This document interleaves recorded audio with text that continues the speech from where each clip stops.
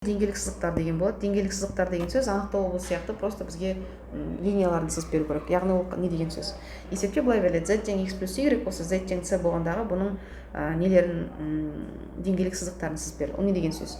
c-ның орнына просто мән береміз. c-ның орнына 0 болса, x плюс y тең болады z тең c болып тұр ғой, то есть z-тің орнына 0-ді қойдық. Ондай болса y тең болды минус x-ға, иә? c тең болған кезде 1-ге, x плюс y тең болды бізге 1-ге, яғни y тең болады 1 минус x. c тең болғанда 2-ге, x плюс y тең болады 2-ге, яғни y тең болады 2 минус x. Сөйтіп кете береді. Деңгейлік сызықтарын сызсақ. Енді бірінші x, y тең минус x. Оны біз бағана айттық. Біз оны бағана айттық. Ол мынандай түзу, иә? Нақтырақ сызсақ, былай. 2-де, минус 2-де 2, минус 3-де 3, былай, былай. Кете береді, осындай түзу. 1, 2, 3, минус, 1, 2, 3, 4, осылай, Енді келесі нүктесі бізде y тең болады 1 минус x. Енді бұл не істейді? 1 минус x деген сөз осы минус x алады да, y бойынша бір бірлікке көтереді ғой, сонда мынандай линия кетеді. Онда өзімізде мән беріп көрсек болады, x-тің орнына 0-ді қойсаң 1, минус 1-ді берсең 2, x-тің орнына 1-ді берсең бұл 0, то есть тура осы линия только былай бір бірлікке жоғары кетеді. X минус 2 то же самое, только мына централінде 2 бірлікке жоғары, то есть мына жаққа көтереді да, бүйтіп сызып береді. Сонда ары қарай қалған линияларды уже понятно, с-ның орнына мән бере берсең, өйстіп линияларымыз өйстіп түзілер кете береді екен. Екіншісінде тоже дәл бағанағыдай с-ның орнына 0-ді берсек, x квадрат минус y квадрат тең болады 0-ге, c тең болғанда 1-ге, x квадрат минус y квадрат тең болады 1-ге, c тең болады 2-ге, x квадрат минус y квадрат тең болады 2-ге, өйстіп кете береді. Енді мәндерін сызсақ. Просто мән бере береміз, яғни мына жақта не болды? Енді біріншісіне қарайық, x квадрат минус y квадрат дейді. Бұл шеңбердік емес, шеңбердік болу үшін ортасы плюс болу керек, ортасында минус тұр. Ондай болса просто мән бере береміз. X-тің орнына 0-ді берсең, біріншісінде y тоже 0 болады. 0 болып кетсе, минус y квадрат тең 0, значит y тең 0, 0-ді берсең 0. X-тің орнына қазір 1-ді берсек, то есть мына жақта бүйтіп жазылайық, жарайды, y квадрат тең болады x квадрат, y квадрат тең болады x квадрат минус 1, y квадрат тең болады x квадрат минус 2. Өйстіп кете береді. X квадраттың енді біріншісінікін жасап отырық пока. X-тің орнына 1-ді берсең, мынауда 1, 2-ні берсең. Енді қараймыз. X-тің орнына біз 1-ді берейік. Онда бұл не болады? Y квадрат тең болады 1. Яғни y тең болады плюс минус 1-ге ғой, екі жақтың түбірге алсаң плюс минус 1. Мына жақта 1, мына жақта минус 1. Сонда 2 нүкте кетеді. Егер де біз x-тің орнына мысалға 2-ні берсек, 2-нің квадраты 4, бұнда плюс минус 2 болады. Сонда мына жаққа x-тің орнына мына жаққа мысалға минус 2-ні. Енді x-тің орнына біз 2-ні беріп жатырмық қой, x орнына плюс минус 2-ні берсең де бәрі плюс минус 4, сонда бізден мынандай нүкте шығады. 0-де 0. X-қа минус 1-ді берсең, ол y-іміз минус 1-де де 1-де де қабылдайды. Минус 2-ні берсең, мұнда минус 2 ғой, мұнда минус 2. Минус 2 мен минус 2-ні қабылдайды.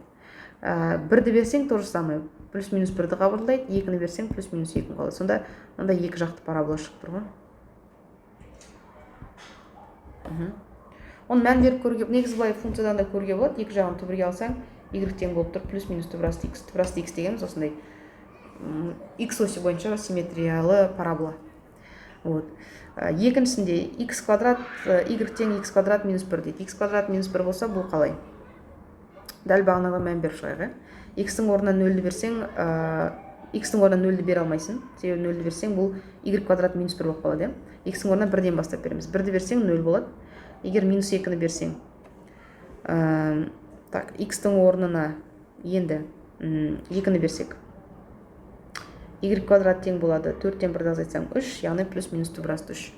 2-ні берсек, түбірасты 3 деген 1,1 бәле деген сөз. Где-то мына нүктелерде болады. То есть получается, енді түсінікті болып тұрған мынандай параболалар кетіп жатыр. Қазір мынаған x-тің орнына плюс минус берсем, ол примерно 2-ден басталады, себебі 1-ді берсең, ол теріс сан болып қалады. X-тің орнына 2-ні берсең,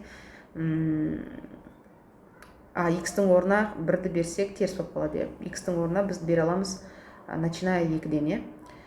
Сөйтіп ары қарай өйстіп мына жақтан уже 1,1 нәрседен мынандай параболалар кете береді. Сонда екі жақты өйстіп параболалар өйстіп шыға береді.